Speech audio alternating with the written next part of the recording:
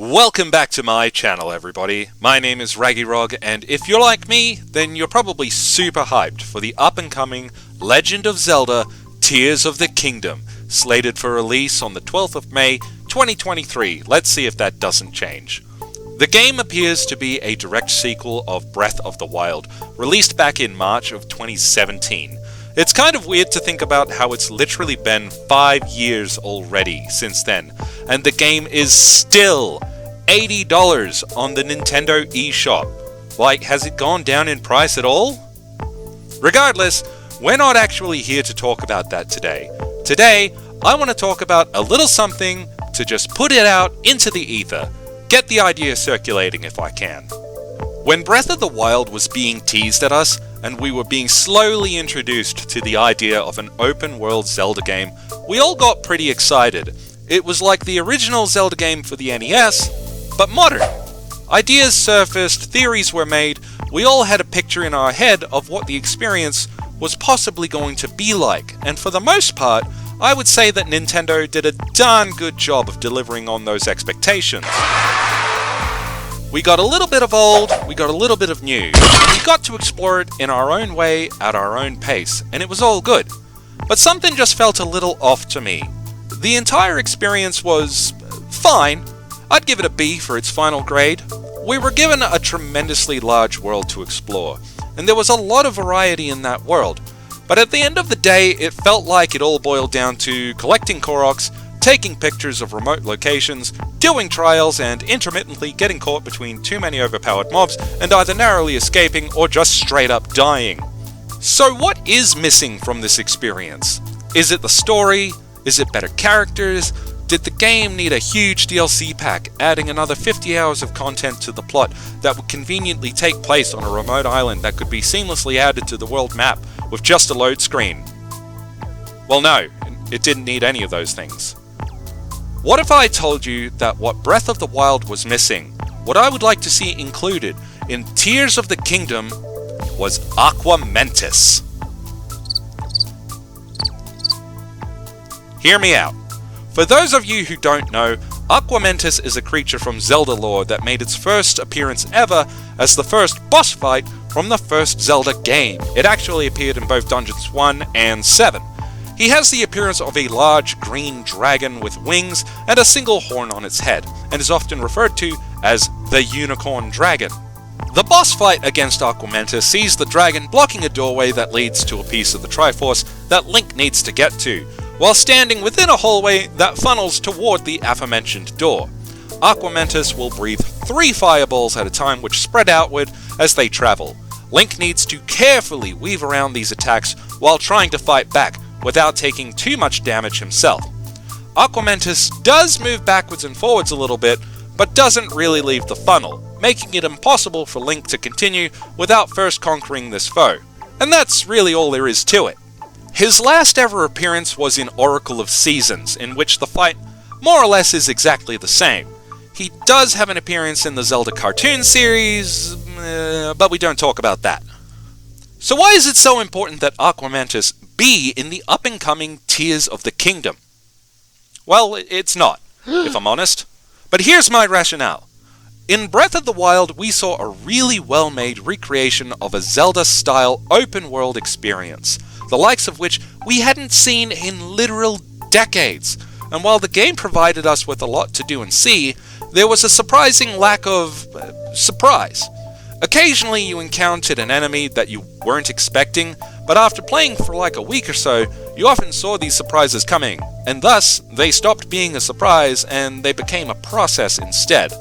Find giant pile of rocks, watch giant pile of rocks come to life, kill giant pile of rocks, encounter seemingly innocent NPC, get fooled by Yiga Clan assassin, kill Yiga Clan assassin. After that, there aren't a whole lot of experiences that catch you off guard. You learn how to deal with all these different enemy archetypes, and so you do. And that's why I want to see Aquamentus. Imagine if everything about Breath of the Wild were the same, except there was one slightly conspicuous waterfall bordering a lake, and by virtue of just exploring, by approaching that waterfall, triggered the arrival of Aquamentus, who would rise out of the water, and for no reason other than you walked into the wrong neighborhood, Now you have to fight this unique enemy, and the experience would be completely different from anything else in the game. You don't know the optimal way to fight him, and you don't know how hard this is gonna be, because you've never dealt with this before. You would be genuinely and very pleasantly surprised. Even more so after finally defeating the creature and discovering the loot hidden behind the waterfall.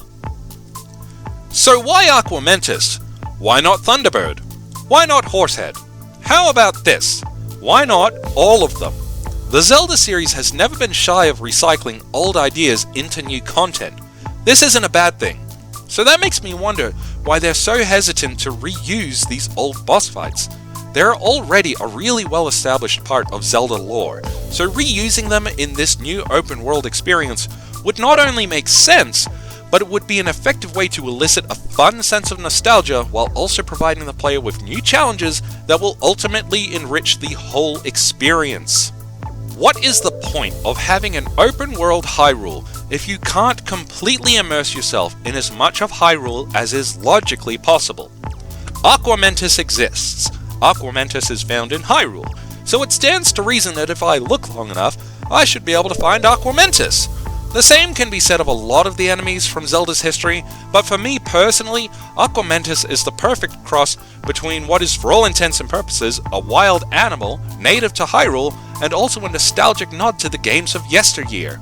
Adding Aquamentus to Tears of the Kingdom creates a precedent in which unique enemies and experiences, or in other words, surprises, are allowed to be as outrageous and exciting as they need to be. Should Nintendo add every enemy from Zelda's history to the game? No. Does it have to be Aquamentus? Also no. But it needs something, and I cannot think of one good reason why they shouldn't. I already know people are going to say it'll make the game take longer to finish, and it would cost more to make, but keep in mind, they're still charging us $80 a copy of Breath of the Wild. If they need extra hands to get the work done, they can afford it. I can't imagine why people wouldn't want this extra content. Let's make an already full game even fuller. I'm in. Please don't misconstrue what I'm saying here today. I'm not suggesting in any way that Breath of the Wild is a bad game. It's actually brilliant. I'm not trying to say that Tears of the Kingdom would be a bad game without my inputs either. It's probably going to be mind-blowing. This is literally nothing more than just my fun little idea to add, not just to these individual titles, but the entire Zelda franchise, a little extra spice, if you will. If you have any thoughts of your own regarding the up-and-coming Tears of the Kingdom, or if there are any features in Breath of the Wild you wish there had been, but weren't, then please tell me them in the comments, and I might make a video about that as well. We're all really excited for what Nintendo has in store, and I think we can all safely agree that regardless of what we get, the end result is likely going to be tons of fun either way. Would it be cool to see Aquamentus or any of our old favorites in a future Zelda game? Absolutely. But will it happen? Who's to say? In any case, if you enjoyed this video and the ideas I've shared today, then please give the video a like and subscribe to the channel. Find the bell icon and hit it so you don't have to miss out on future uploads by getting instant updates when they become available. As always, I'd like to thank you all from the bottom of my heart for watching today. Your every view, like, and sub helps this small channel grow ever more into something I can be really proud of, and it's my privilege to bring you this content. I've had a lot of fun making this video today, and I'd be honored if you'll tune in again next time. Until then, my name is Raggy Rog, and thank you for watching.